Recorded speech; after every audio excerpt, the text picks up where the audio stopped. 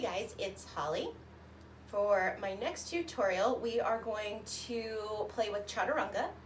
There have been a few of you who asked me for this, and I love teaching this. This is actually one of the big things that I teach in my beginners classes. Chaturanga is somewhere where we tend to hurt ourselves pretty badly. And Chaturanga, and we're actually going to change the language, high plank is a little bit difficult to practice because it's a lot of work, so it's hard to just hold and hover there. So that's why we tend to pick up some bad habits of just rushing through it and then never staying there to feel for those nuances. But we're gonna find some time and some space to just really fine tune some things to help you avoid injury and to help you find a different relationship with high plank to low plank. It shouldn't be as hated or as hateful as it is. So that being said, we're changing the language. We're gonna talk about high plank, low plank, and lowering to the belly. For me, the most important part of working from high plank to low plank or to the belly is the engagement of my belly and my legs and my butt. The more you turn your low body on, the more control you have when you're lowering down. For me, my shoulders and my chest and my arms are just really a good framework. They're what keep my structure good, but the control and the engagement is really in my lower half. So starting there, we're going to start with high plank. So high plank is basically the top of a push-up. So your wrists are on the floor, your hands are on the floor, shoulders are stacked underneath wrists are stacked underneath the shoulders, fingers are wide, legs are extended back, you're on the balls of the feet.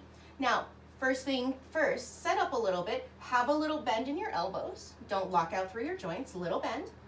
Spread your fingers wide and press down through every finger, the whole hand, the heel of the hand, the palm of the hand.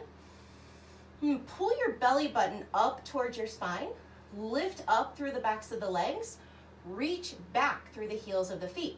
Now, one other thing I want to talk about before we start lowering down is making sure your shoulders are pressing up.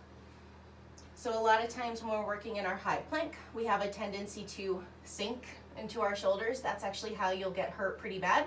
Make sure you are pressing up and out of your shoulder blades.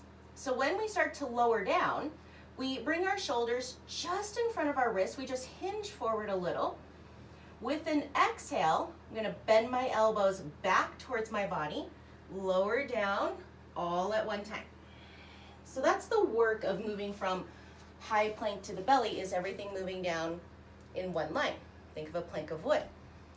There's a couple of situations that when we're learning to work from high plank to the belly tend to be how we work it, and I call them the inchworm situations, and these are the ones you want to avoid.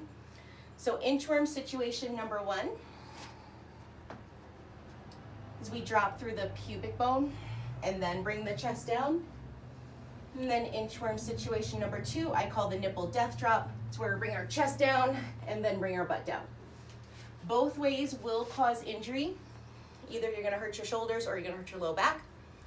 Yes, it is easier and you can get down faster, but that's not the point, that's not the work. If you're really just not into Chaturanga, you would be better off pressing back to downward facing dog than moving through it in a way that could injure your body. So, want to talk about another version of high plank. A lot of people like to work plank with their knees down. So the knees come down, straight down from where they are. Sometimes there's a little bit of confusion and people try and bring their knees down, like towards the tabletop. When you bring your knees down for plank, just bring them straight down so the knees are behind the hips. And then it's the same work. Little bend in the elbows, pull the belly up towards the spine, lengthen through the low back, turn your butt on, turn the backs of your legs on. With an exhale, bend your elbows back towards your body. Everything lowers down all at one time. So we've talked about high plank, lowering to the belly. The other thing we can talk about is high plank to low plank. And technically low plank is Chaturanga. So what Chaturanga describes is the lowering from high plank to low plank, that halfway point. So lowering down into low plank, I'm gonna work with my knees up. It feels better on my body. I'm gonna set my high plank up, press up out of my shoulders, turn my legs on, pull my belly up, turn my butt on, reach back through the heels of my feet.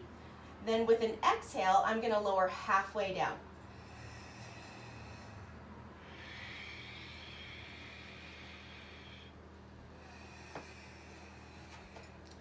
So halfway down would be low plank, and it would be the same if knees are up or knees are down. So practice your high plank, press up out of the shoulders, remember your belly, your butt, and your legs. Keep practicing, bend your elbows back, and I'll see you in class.